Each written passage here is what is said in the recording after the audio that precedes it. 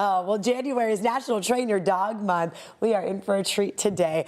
San Diego Humane Society wants to help families and their dogs thrive. So I'm joined now by Juliet Nash. You're a behavior and training manager at the Humane Society. And then who did you bring with you, Juliet? This is Satchmo. He is 6 years old and a gigantic ham. He looks like a dog, but we are in fact a ham. Yeah, he is awesome. As soon as we all saw him walk in, I mean, instant joy, right? That's what dogs do for us. And I feel like he's motivated by something. Tell us, part of the training styles, what's the methods that you've seen? Yes. So he is very food motivated, and this type of training is called positive reinforcement, rewarding desired behaviors with things that our dog likes. Okay, now, very good.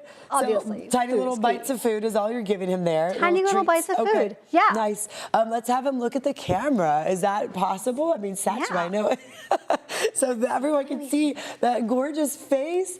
Oh, what a good boy. So tell us about the training. Do you offer training at the Humane Society, or how does it work? We do, yeah. We have tons of training for dogs and actually for cats. Okay. We have everything from basic behaviors, come, sit, stay, things like that, all the way through specialty classes that are designed to help reduce fear, reduce reactivity, reduce high excitement, impulse control behaviors. We have them all. We even have some dog sports and nose work. So lots of really fun things. Because I know we've covered, obviously recently especially, the overcrowding that's at our shelters. And it's so important for people to understand that if they are adopting a pet, to make sure they're training them, right? Explain what happens if they're not trained. You know, some dogs have gone through some trauma before they come to the shelter, so they need that help, right? They need that help. And honestly, that helps us too. Yeah. We know that with our dogs, the more information we give them about how to be successful in their home, the more successful they're going to be.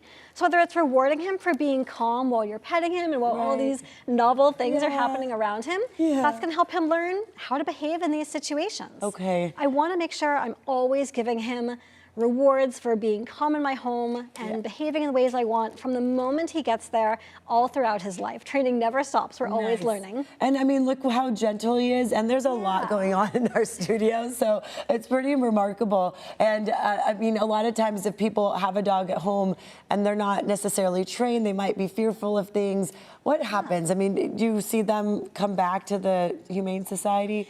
They will come back to the Humane Society sometimes. Oh, they get returned that way. They do, yeah. So what we always recommend to folks is if you are taking home a pet that we know has maybe some fear on board or some high excitement behaviors, that you start your training right away. Okay. We know it will take them a few months to get settled, up to 3 months. So we want to give them time to get comfortable, but that training starts right away because that's going to help them get there faster. When it comes to, for example, our dog, when we adopted her, it was like instant love. She had been returned 3 times because she had chewed someone's couch. They, left for work. They didn't realize, and they let her kind of in the home. But knowing that helped us obviously bring her the training, get her the training she needed, and she's been the most incredible dog. So it makes such a difference, right? I mean, it makes such a difference. Thank you for giving her that chance. Of course. We couldn't live without Sandy. We were at the Humane Society on Gain Street, and she locked eyes with us, and it was like a love at first sight. Right, you're just done. Meant to be, yes, yes, which happens so often, right? That's how I got caught by my girls.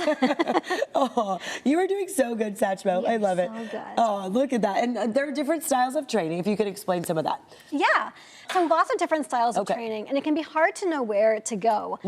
Training, if you didn't know, it's an unregulated field, so anyone can be a dog trainer. They don't need to be educated, which can definitely pose some challenges.